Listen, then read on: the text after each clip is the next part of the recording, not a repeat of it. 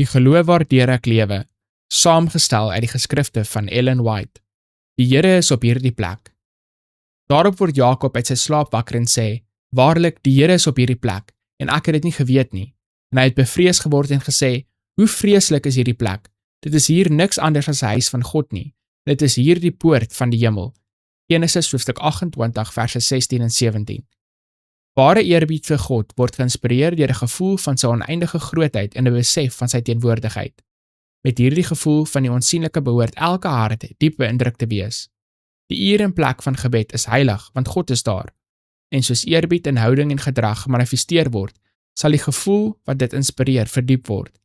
Sy naam is heilig en vreeslik, verklaar die psalmis. Psalm hoofstuk 111 vers 9. Engele, wanneer hulle daardie naam spreek, bedek hul gesigte. Met watter eerbied behoort ons, wat gevalle en sondig is, dit dan op ons lippe te neem. Dit sou goed wees vir oud en jonk om te peins oor die woorde van die skrif, wat wys hoe die plek waar deur God se spesiale teenwoordigheid gekenmerk word, beskou moet word.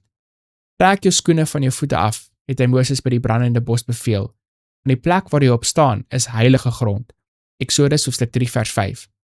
God is hoog en heilig, en vir die nederige gelowige siel is sy huis op aarde, die plek waar sy volk vir aanbidding bymekaar kom, soos die poort van die hemel.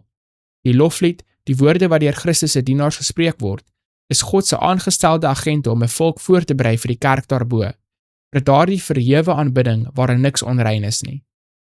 God sien elke oneerbiedige gedagte of daad, en dit is in die boeke van die hemel geregistreer.